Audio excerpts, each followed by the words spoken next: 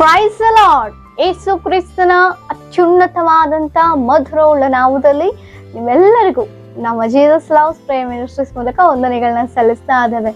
ಹೇಗಿದ್ದೀರಿ? ಎಲ್ಲರೂ ಕ್ಷೇಮವಾಗಿ ಸಂತೋಷವಾಗಿದ್ದೀರಿ ಎಂಬುದಾಗಿ ನಂಬಿ ಕರ್ತಾದಿ ಕರ್ತನಿಗೆ ನನ್ನ ಕೃತಜ್ಞತಾಸ್ತುತಿಯನ್ನು ಮಹಿಮೆಯನ್ನು ಸಲ್ಲಿಸೋಳಾಗಿದ್ದೇನೆ. ಹಲ್ಲೆಲೂಯ. ಎಸ್ ಪ್ರಿಯರೇ, ಹೌದು, ನಮ್ಮ ಜೀವನದಲ್ಲಿ ನಾವು ಯಾವಾಗಲೂ ಕೂಡ ದೇವರಿಗೆ ಕೃತಜ್ಞತಾಸ್ತುತಿಯನ್ನು ಸಲ್ಲಿಸುವವರಾಗಿ ಇರಬೇಕು. ಯಾಕೆಂದ್ರೆ ನಾವು ಉಸಿರಾಡ್ತಾ ಇದ್ದೇವೆ ಈ ದಿನ, ನಾವು ಮಾತನಾಡ್ತಾ ಇದ್ದೇವೆ ಈ ದಿನ, ನಾವು ನೋಡ್ತಾ ಇದ್ದೇವೆ ಈ ದಿನ, ನಾವು ಜೀವದಿಂದ ಇದ್ದೇವೆ ಈ ದಿನ. ಎಷ್ಟೋ ಜನರು ನಮಗಿಂತ ದೊಡ್ಡವರು, ಚಿಕ್ಕವರು, ನಮ್ಮಂಥವ್ರು ಈ ಲೋಕವನ್ನ ಬಿಟ್ಟು ಹೋಗಿದ್ದಾರೆ.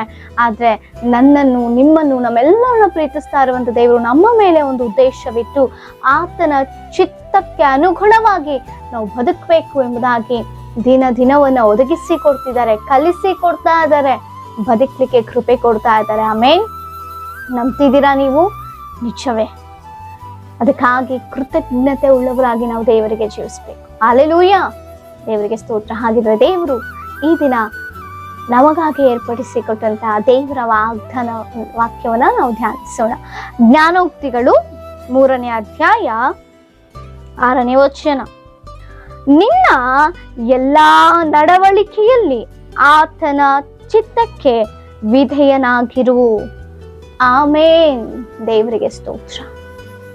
ನಮ್ಮ ಎಲ್ಲಾ ನಡವಳಿಕೆಯಲ್ಲಿ, ಮಾತಿನಲ್ಲಿ, ನೋಟದಲ್ಲಿ, ಕೇಳಿಸಿಕೊಳ್ಳೋದ್ರಲ್ಲಿ, ಮಾಡುವಂತ ಕೆಲಸದಲ್ಲಿ, ಹೋಗುವಾಗಲೂ ಬರುವಾಗಲೂ, ನೋಟದಲ್ಲಿಯೂ ಆಲೋಚನೆಯಲ್ಲಿಯೂ, ಪ್ರತಿ ವಿಧದಲ್ಲಿಯೂ, ಪ್ರತಿ ಕ್ಷಣವೂ ಕೂಡ ನಮ್ಮ ನಡವಳಿಕೆಯಲ್ಲಿ ನಾವು ದೇವರ ಚಿತ್ತಕ್ಕೆ ವಿಧೇಯರಾಗಿ ಜೀವಿಸ್ಬೇಕು. ಹಲ್ಲೆಲೂಯ. ಒಂದು ಪ್ರಯಾಣವನ್ನ ಮಾಡ್ತಾ ಇದ್ದೇವೆ, ಒಂದು ಸ್ಥಳಕ್ಕೆ ಹೋಗ್ತಾ ಇದ್ದೇವೆ ಅಂದ್ರೆ ಆತನ ಚಿತ್ತವನ್ನ ಗ್ರಹಿಸುವಂತವರಾಗಿರ್ಬೇಕು, ಅದಕ್ಕೆ ವಿಧೇಯರಾಗಿ ನಾವು ನಡೆದುಕೊಳ್ಬೇಕು. ಆಮೇನ್.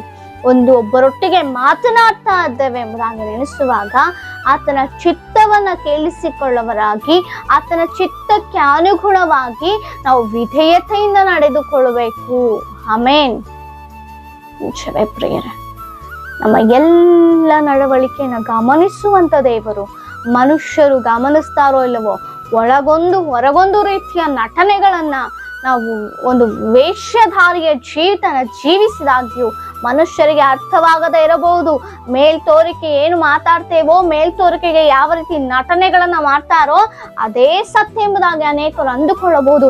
ಆದರೆ ದೇವರು ಅಂತರಂಗವನ್ನು ಕೂಡ ನೋಡುವಂತ ದೇವರು. ಮೇಲ್ನೋಟಕ್ಕೆ ಮಾಡ್ತೀನಿ, ಆಗುತ್ತೆ ಎಂಬುದಾಗಿ ಹೇಳುವಂಥವ್ರು ಅಂತರಂಗದಲ್ಲಿ ಇವರಿಗೆ ಮಾಡ್ಬೇಕು, ಇಂಥವ್ರಿಗ ಆಗತ್ತೆ ಅಂಥದ್ದು ಅಂತ ಮನಸ್ಸಿನಲ್ಲಿ ಅಂದುಕೊಂಡು ಮೇಲ್ತೋರಿಕೆಗೆ ಏನೋ ಒಂದು ನಟನೆಯ ಡ್ರಾಮಾ ರೀತಿಯಲ್ಲಿ ಮಾತನಾಡಿದ್ರೆ ಮನುಷ್ಯರಿಗೆ ಅಯ್ಯೋ ನನ್ನ ಮೇಲೆ ಎಷ್ಟು ಪ್ರೀತಿ ಇವರಿಗೆ ಅಂತ ಅನ್ಕೊಳ್ಬೋದೇನೋ, ನನ್ನ ಮೇಲೆ ನನ್ನ ಎಷ್ಟು ಕೇರ್ ಮಾಡ್ತಾ ಇದ್ದಾರೆ ಇವರು ಅಂತ ಮೋಸ ಹೋಗ್ತಾ ಇರ್ಬೋದೇನೋ. ಆದರೆ ಮೇಲಿಗೊಂದು ಮಾತು, ಒಳಗೊಂದು ಮಾತು ಮಾತನಾಡುವಂಥದ್ದು ದೇವರಿಗೆ ಗೊತ್ತು.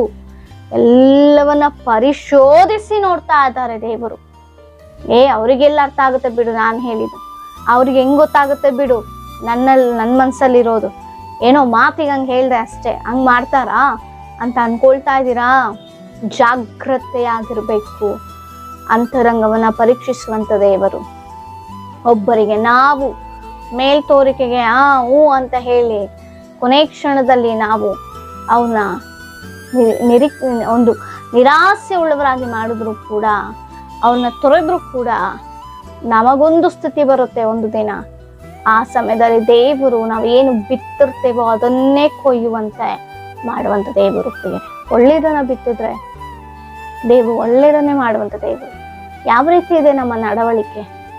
ದೀಕ್ಷಾ ಸ್ನಾನ ತೆಗೆದುಕೊಂಡು ದೇವರು ಲೋಕರಕ್ಷಕನು, ನನ್ನ ಸ್ವಂತ ರಕ್ಷಕನು, ನನಗಾಗಿ ನನ್ನ ಪಾಪ ನನ್ನ ಶಾಪಗಳಿಗಾಗಿ ಬಲಿಯಾಗಿ ನನ್ನನ್ನು ರಕ್ಷಿಸಿಕೊಂಡಂತ ದೇವರು, ಆತನಲ್ಲದೆ ಬೇರೆ ದೇವರು ಇಲ್ಲ ಎಂಬುದಾಗಿ ನಂಬಿ ದೀಕ್ಷಾಸ್ಥೆಯನ್ನ ತೆಗೆದುಕೊಂಡಂತ ನೀನು ಯಾವ ರೀತಿ ಇದೆ ನಿನ್ನ ನಡವಳಿಕೆ?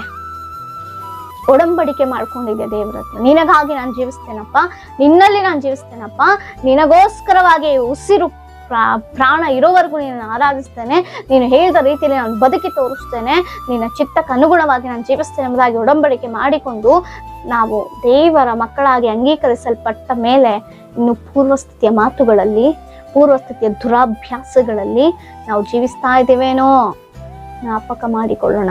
ಯಾವ ರೀತಿ ಇದೆ ಪ್ರಿಯರೇ ನಮ್ಮ ನಡವಳಿಕೆ, ನಮ್ಮ ಮಾತುಗಳು ಯಾವ ರೀತಿ ಬರ್ತಾ ಇದೆ, ನಾವು ಮಾಡುವಂತ ಆಲೋಚನೆಗಳು ಯಾವ ರೀತಿ ಇರ್ತಾ ಇದೆ. ಬಾಯಿ ತೆರೆದ್ರೆ ಕೆಲವೊಬ್ಬರು ಶಾಪದ ಮಾತುಗಳನ್ನ ಮಾಡ್ತಾ ಇರ್ತಾರೆ. ಕ್ರೈಸ್ತರೇ, ಅನ್ಯರಲ್ಲ ಪ್ರಿಯರೇ. ಬಾಯಿ ತೆರೆದ್ರೆ, ಮುಂಜಾನೆ ಬಾಯಿ ತೆರೆದ್ರೆ ಅವರಲ್ಲಿ ಒಂದು ಕೆಟ್ಟ ಪದಗಳು ಬರ್ತಾ ಇರುತ್ತೆ. ಯಾವ ರೀತಿ ಇದೆ ನಮ್ಮ ನಡವಳಿಕೆ? ದೇವರಿಗೆ ಇಷ್ಟಕರವಾಗಿ ಜೀವಿಸ್ತಾ ಇದ್ದೇವಾ? ಒಂದು ಬಾರಿ ಆಲೋಚನೆ ಮಾಡೋಣ. ಆತನ ಚಿತ್ತಕ್ಕೆ ಅನುಗುಣವಾಗಿ ನಮ್ಮ ಎಲ್ಲ ನಡವಳಿಕೆಯಲ್ಲಿ ವಿಧೇಯತೆಯಿಂದ ಇರಬೇಕು. ಯಾರು ವಿಧೇಯರಾಗ್ತಾರೋ, ಯಾರು ತಗ್ಗಿಸಿಕೊಳ್ತಾರೋ ಅವರು ಮಾತ್ರವೇ ಉನ್ನತವಾಗಿ ಆಶೀರ್ವದಿಸಲ್ಪಡ್ತಾರೆ. ಹಂತ ಹಂತವಾಗಿ ದೇವರು ಆಶೀರ್ವಿಸ್ಕೊಂಡು ಹೋಗ್ತಾರೆ. ಒಂದು ಬಾರಿ ಪರೀಕ್ಷಿಸಿಕೊಳ್ಳೋಣ ಈ ಮುಂಜಾನೆಯಲ್ಲಿ. ಗೊತ್ತಿದ್ದೋ ಗೊತ್ತಿಲ್ಲದೇನೋ ದುರಭ್ಯಾಸ ದುರ್ಮಾತುಗಳನ್ನ ಮಾತನಾಡಿರ್ಬೋದೇನೋ.